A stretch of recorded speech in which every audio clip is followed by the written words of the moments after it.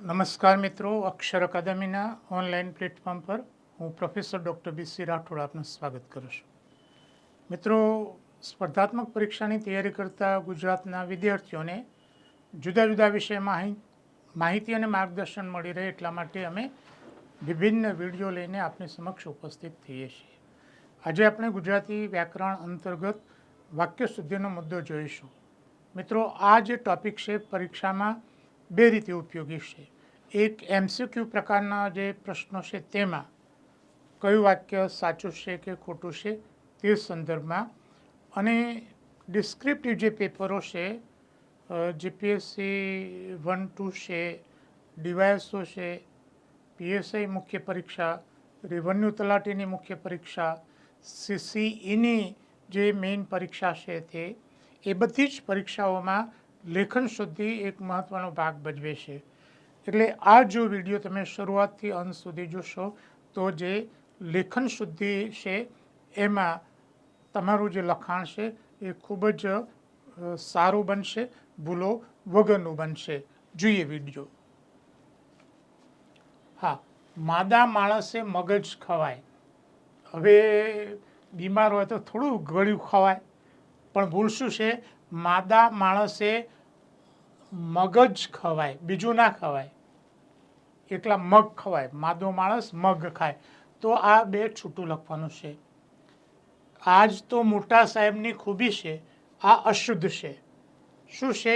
આ જ મોટા સાહેબની ખૂબી છે, એટલે આ છૂટું લખવાનું છે. તે નહીં આવે કારણ કે તે બીમાર છે, આ અશુદ્ધ છે. તે નહીં આવે કારણ કે, તો અહીંયા કે છે એ છૂટું લખાશે. તો આજનો આ જે વિડીયો છે એ વિડીયોમાં જે જ છે અને કે એ છૂટો લખવો કે ભેગો લખવો એ અંગેના જે મુદ્દા છે એ મુદ્દા આપણે જોઈશું.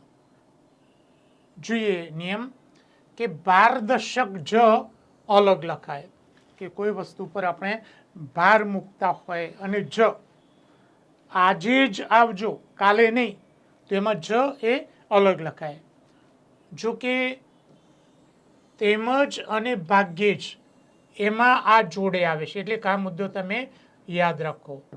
તેમજ લખવું હોય તો જ ભેગું આવે, ભાગ્યે જ લખવું હોય તો જ એ એની સાથે જોડાયેલો આવે. બીજું, સંયોજક તરીકે કે એ અલગ આવે. અવતરણવાચક સંયોજક તરીકે આવે. દાખલા તરીકે ગાંધીજીએ કહ્યું છે કે, તો એ કે એ છૂટો આવે. આ ઉપરાંત તમે કારણ કે, કેમ કે, જાણે કે, એટલે, જેમ કે, કહેવાનું કે, આ બધામાં કે અલગ લખાય. રાઈટ, આ ધ્યાનમાં રાખો. કારણ કે, કેમ કે, જાણે કે, એટલે કે, જેમ કે, કહેવાનું કે, તો એમાં કે છે એ અલગ લખાય છે. હા, જો કે લખવું હોય તો પછી એ ભેગું લખાય છે. રાઈટ, આટલા મુદ્દા ધ્યાનમાં રાખીને આ વાક્યો હવે આપણે સુધારીએ. તે ભાગ્યે જ અહીં આવે છે, અશુદ્ધ છે, આ બે ભેગું લખાશે. રાઈટ, તે ભાગ્યે જ અહીં આવે છે. બધી જગ્યાએ આવું જ ચાલે છે, તો આ જ એ પારદર્શક છે, એટલે એને આપણે છૂટું લખવું પડે. બધી જગ્યાએ આવું જ ચાલે છે.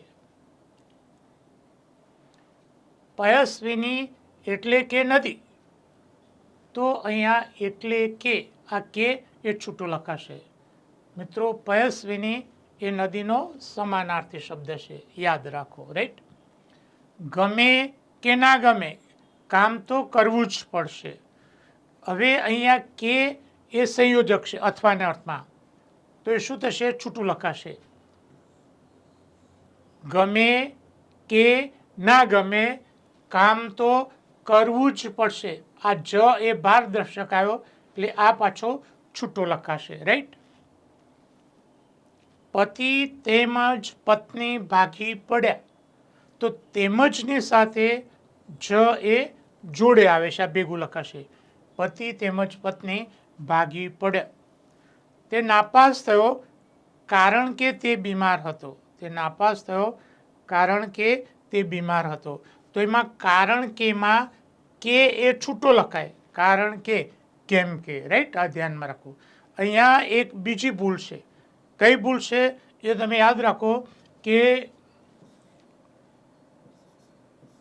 પણ, કારણ કે, કેમ કે, પરંતુ, રાઈટ? આ બધા જે સંયોજકો છે એની પહેલા કોમા આવે છે. આ મુદ્દો છે, એક નવો મુદ્દો છે, તમે યાદ રાખો. એની પહેલા કોમા આવે છે. એટલે એક બીજી ભૂલ છે, તે નાપાસ થયો. તો એ શું આવશે? કોમા. કારણ કે તે બીમાર હતો. તે જ છોકરાને દોડાવો. અહીંયા જે વસ્તુ છે જે ઝડપી દોડે તેવાની વાત છે. તો અહીંયા આ રીતના આવશે, તે જ છોકરાને દોડાવો. હા, હવે આમ પણ ચાલી શકે, પણ એનો અર્થ બદલાવશે, રાઈટ? પણ અહીંયા સ્પષ્ટતા કરવી પડે. તે જ છોકરાને દોડાવો, બીજાને નહીં. તો પછી એ છૂટું લખાશે, રાઈટ? એટલે આ બાબત છે, તમારે ધ્યાનમાં રાખવાનું છે. આને સાચું પણ આપી શકાય અને ખોટું પણ કહી શકાય, કારણ કે અન્યના અર્થ એ બદલાય છે. તમારે જો છૂટું લખવું હોય તો તે જ છોકરાને દોડાવો, બીજાને નહીં, તે જ છૂટું લખશે. પણ તે જ એટલે ઝડપી દોડતા છોકરો. જોઈએ એના પછીનો મુદ્દો. હું આ જ વાત કહેતો હતો. તો અહીંયા જ એ પારદર્શક છે. હું આ જ વાત કહેતો હતો, બીજી નહીં, રાઈટ? એટલે છૂટું આવશે. બાકીના બે જે છે વાક્યો, એમાં જે ભૂલો છે તમારે જાતે સુધારવાની છે. હા, ગુજરાતી વ્યાકરણ માટે અમારા 4 મહત્વના પુસ્તકો છે. ગુજરાતી વ્યાકરણ પરિચય, જેમાં વ્યાકરણના બધા જ મુદ્દા એમાં આપેલા છે. બીજું પુસ્તક છે ગુજરાતી વ્યાકરણ MCQ. વ્યાકરણના બધા મુદ્દા આમાં પણ છે, પણ અહીંયા MCQ સવાલ જવાબ તરીકે છે. ત્રીજું પુસ્તક છે ગુજરાતી ભાષાનો શબ્દ વૈભવ, જેમાં શબ્દો અંગેના ઘણા બધા મુદ્દા અહીંયા આપેલા છે. અને ચોથું પુસ્તક ગુજરાતી ભાષાની જોડણી અંગેનું છે. બધા જ પુસ્તકો અકાદમી પર ઉપલબ્ધ છે. વધુમાં પરીક્ષાની તૈયારી કરતા વિદ્યાર્થીઓ માટે અમારી 2 મહત્વની એવી ટેલિગ્રામ ચેનલ છે, ડીસી રાઠોડ કરંટ અફેર્સ અને ગૌરવંતી ગુજરાતી. હજુ સુધી જો તમે અમારી આ બંને ટેલિગ્રામ ચેનલમાં જોડાયા ન હોય તો એમાં જોડાઈ જવા વિનંતી છે. વધુમાં અમે અમારું મેટર ઇન્સ્ટાગ્રામ અને ટ્વિટર ઉપર શેર કરીએ છીએ, તો અમારા બંને પ્લેટફોર્મને ફોલો કરવા વિનંતી છે. વધુમાં આજનો આ વિડીયો આપને પસંદ આવ્યો હોય તેને લાઈક કરી શેર કરવાનું ભૂલતા નહીં. અને હજુ સુધી જો તમે અમારી આ ચેનલને સબસ્ક્રાઈબ ન કરી હોય તો એને સબસ્ક્રાઈબ કરી દેશો અને બેલ આઇકોનને ચાલુ કરવાનું ભૂલતા નહીં.